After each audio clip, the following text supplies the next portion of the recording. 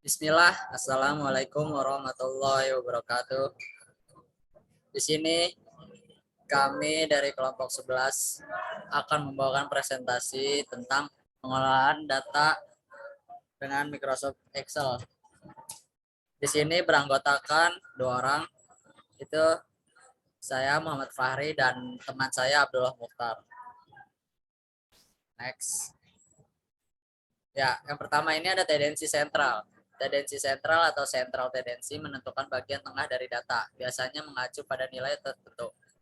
Ukuran untuk tendensi sentral meliputi mean, median, dan modus. Mean adalah salah satu contoh untuk mengukur tendensi sentral. Parameter-parameter populasi dipresentasikan dengan huruf kapital seperti N, sementara ukuran statistik dari sampel dilambangkan dengan huruf kecil. Jenis ukuran tendensi sentral. Yang pertama itu ada mean hitung. Mean hitung atau lebih dikenal dengan rata-rata merupakan ukuran pusat data yang paling sering digunakan karena mudah dimengerti oleh siapa saja dan perhitungannya pun mudah. Mean yang dihitung dari data sampel atau sebagai statistik sampel disimbolkan dengan X atau bisa dibaca X bar. Dan apabila dihitung dari data populasi atau sebagai parameter populasi disimbolkan dengan huruf Yunani atau mu X. Mencari mean hitung secara umum dapat ditentukan dengan rumus berikut ini. Mean hitung sama dengan jumlah semua nilai data per banyaknya data. Median. Beberapa dengan mean, berbeda dengan mean, perhitungan median tidak dilaksanakan dengan melibatkan seluruh angka data, namun lebih menekan pada posisi atau letak data. Atau median adalah nilai tengah dari data yang ada setelah data diurutkan. Median merupakan mean apabila ditinjau dari segi kedudukannya dalam urutan data. Median sering pula disebut dengan mean posisi.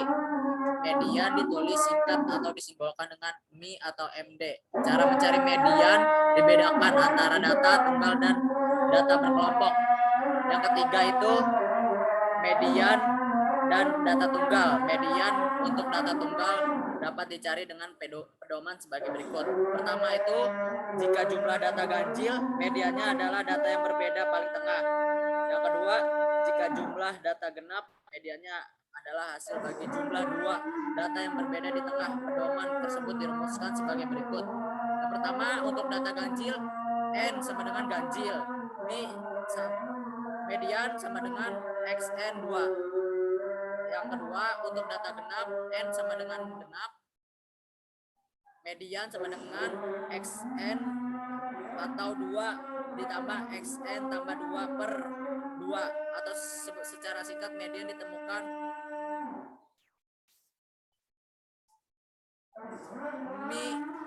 median sama dengan nilai setengah N tambah 1. Next. Median data berkelompok. Angka pertama dalam menetapkan median dari data yang telah dikelompokkan adalah menentukan letak sebuah titik yang nilainya akan menjadi median. Untuk data berkelompok dapat dicari dengan rumus sebagai berikut. Median sama dengan batas bawah kelas median setengah N jumlah frekuensi atau dikurang jumlah frekuensi kelas-kelas sebelum kelas median per frekuensi kelas median. Modus adalah nilai yang paling sering muncul dalam data. Modus sering ditulis singkat atau disimbolkan dengan MO. Sejumlah data bisa tidak mempunyai satu modus atau disebut unimodal, mempunyai 2 modus atau bimodal, atau mempunyai lebih dari 2 modus atau multimodal. Cara mencari modus dibedakan antara data tunggal dan data berkelompok. Modus data tunggal. Modus dari data tunggal adalah data yang frekuensi terbanyak. Contoh soal. Yang pertama itu 1, 4, 7, 8, 9, 9, 11. B, 1, 4, 7, 8, 9, 11, 13. C, 1, 2, 4, 4, 7, 9, 11, 11, 13. D, 1, 1, 3, 3, 7, 7, 12, 12, 14, 15. Penyelesaian modus. Yang pertama, modus sama dengan 9. Yang kedua, modus sama dengan tidak ada. C, modus sama dengan 4 dan 11. D, modus sama dengan 1, 3, 7, dan 12. Kalau suatu distribusi sudah disusun dalam tabel, maka untuk mencari modenya adalah melihat pertama dalam kolom frekuensi. Dalam kolom frekuensi itu carilah frekuensi yang tertinggi, kemudian bacalah nilai variabel yang sebaris dengan frekuensi yang tertinggi itu. Nilai itu adalah mode dari distribusi yang telah disusun menjadi tabel. Lebih jelasnya dapat dilihat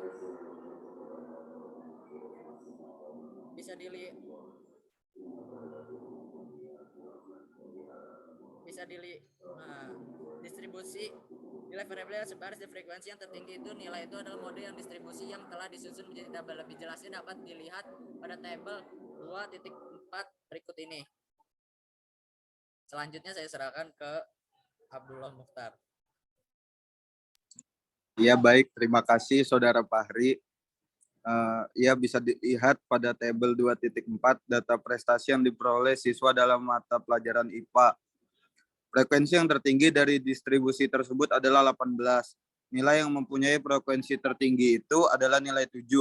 Jadi yang menjadi modenya adalah nilai 7.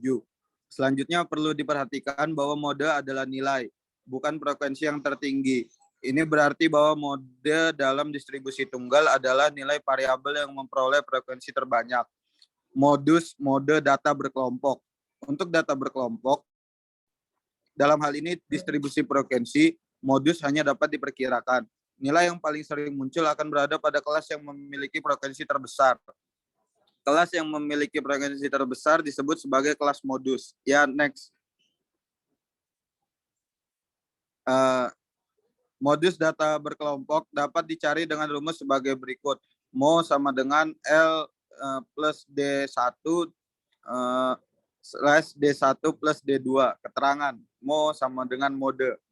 L sama dengan tepi bawah kelas modus. D1 selisih frekuensi kelas modus dengan frekuensi kelas sebelumnya. D2 selisih frekuensi kelas modus dengan frekuensi kelas sesudahnya. I interval kelas. Ya, next. Uji normalitas. Uji normalitas adalah suatu prosedur yang digunakan untuk mengetahui apakah data berasal dari populasi yang terdistribusi normal atau berada dalam sebaran normal.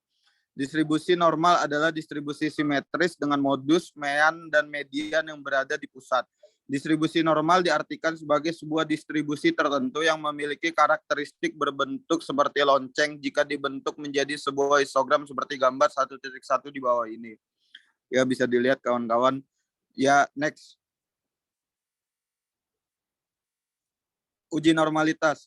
Distribusi normal merupakan salah satu distribusi yang paling penting kita akan hadapi. Ada beberapa alasan untuk ini. Pertama, banyak variabel dependen umumnya diasumsikan terdistribusi secara normal dalam populasi. Artinya, kita sering berasumsi bahwa jika kita mendapatkan seluruh populasi pengamatan, distribusi yang dihasilkan akan sangat mirip dengan distribusi normal. Kedua, jika kita dapat mengasumsikan bahwa variabel setidaknya mendekati terdistribusi normal, maka teknik ini memungkinkan kita untuk membuat sejumlah kesimpulan, baik yang tepat atau perkiraan, tentang nilai-nilai variabel itu. Ketiga, menguji normalitas data kerap kali disertakan dalam suatu analisis statistika inferensial untuk satu dan lebih kelompok sampel. Normalitas sebaran data menjadi sebuah asumsi yang menjadi syarat untuk menentukan jenis statistik apa yang dipakai dalam penganalisaan selanjutnya. Uji normalitas biasanya digunakan untuk mengukur data berskala ordinal, interval, ataupun rasio. Ya, sebentar ya, Omat.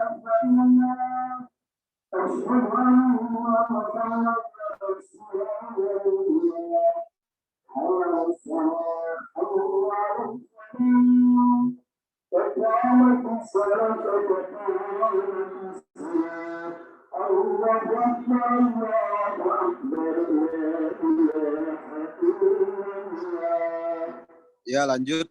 Jika analisis menggunakan metode parametrik, maka persyaratan normalitas harus terpenuhi, yaitu data berasal dari distribusi yang normal. Data tidak berdistribusi normal atau jumlah sampel sedikit dan jenis jarik non-parametrik. Ya, next. Uji normalitas digunakan untuk mengetahui apakah data yang diperoleh terdistribusi normal atau tidak.